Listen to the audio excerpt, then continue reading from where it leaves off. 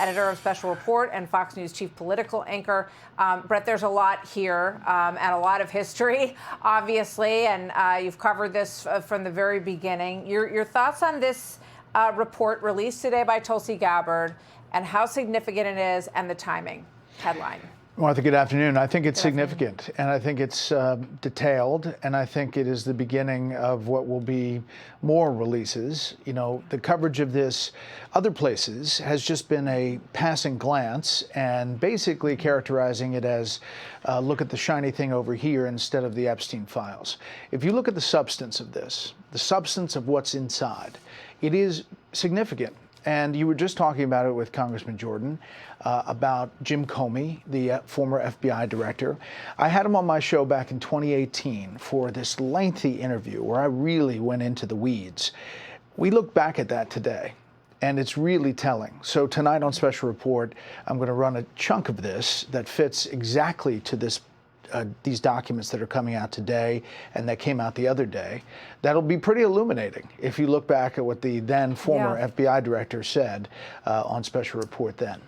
Well, I look forward to seeing that interview again, Bret. You know, one of the very interesting things here is the different way that Hillary Clinton was treated as opposed to President Trump. She received a defensive briefing. It seems that the highest bar was put in place in terms of any information that could be used against her. It also is revealed in this report that at one point in the process, they were looking at investigating her because they believed that she was sort of throwing all of this stuff about Russia out there and this dossier out there in order to cover up for the server investigation. And so at one point they were looking into that closely. But then there's this huge steer towards Trump with, according to these documents, a much lower bar that is needed for the credibility of the information that they're going to corral and throw at him, correct? Yeah, that's exactly right. And now this is the Trump investigation, and this is what they're putting out here. Separately, Chuck Grassley has put out these files on the Hillary Clinton email case, which are really eye-opening as well. And a lot of it's redacted, but I talk about both of those things with Comey back in 2018. There was a major disparity. And in the middle of this, you have the Page and Strzok, the two lovers at FBI, they come out with these texts of how biased they are against President Trump. And they're in charge of the investigation of the interview of Hillary Clinton, of the BleachBit phones, of the interview and scheduling for Michael Flynn, then NSA director. And you see how this all kind of comes in together in a way that is, in hindsight, as you look at the big picture, really troubling. I think, listen, we are one of the only outlets that's following this in depth, kind of on the substance, as opposed to, again, a glancing blow.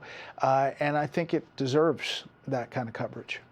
Yeah, indeed. And you're going to replay some of that Comey interview. You know, he just continues to come out all the time and sort of in a very righteous way defend his handling of everything. And one of the things that is sticking out in my mind as we're talking, Bret, is that you know, as Jim Jordan just said, they went to do this defensive briefing. And of course, you know, at that point, Donald Trump, the president-elect, has not been in politics, you know, for a very long time. So, okay, so the FBI is coming over and they're going to tell me stuff that I should be aware of. But what do they tell him? They tell him about the existence of the dossier. And then, if I remember correctly, Comey felt the need to leak that discussion. Oh, I went over and spoke to the incoming president because we have this dossier to make sure that it got into the press, right?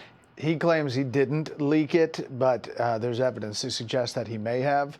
But clearly the then National Director of Intelligence, James Clapper, had an intimate role in saying that. CNN was ready to run a story right after that briefing that the president-elect had been briefed on this sliver of the dossier that was the most salacious, obviously, about Moscow and the alleged connection between Donald Trump and women in Moscow, which did not have any backing.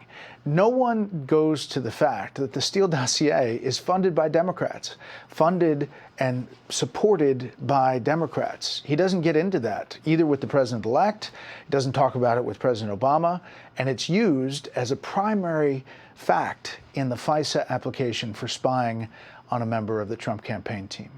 Yeah, and so often in these investigations and the conversations around them and the hearings and all of it, oh no, we didn't rely on the dossier. But really, we never got a good sense of what they were relying on, if they weren't relying on the dossier. And time again, it ended up to be a foundational piece. Let me just say one other thing. I think, Martha, that the question about where a prosecution potentially goes is really interesting. What the DOJ does, how this moves forward. You know, Tulsi Gabbard, as DNI, is going to move forward these recommendations. Anybody who thinks that President Obama is suddenly going to be wrapped up, you know, first of all, he benefits from the same thing that President Trump did with the U.S. Supreme Court in immunity for official acts, and one would think intelligence, despite how thwarted and out of the way this is, would maybe fall under that. So how it moves forward and who they look to target is going to be fascinating. Yeah, it appears on quite a bit of it, the statute of limitations has been passed. But treason has no statute of limitations.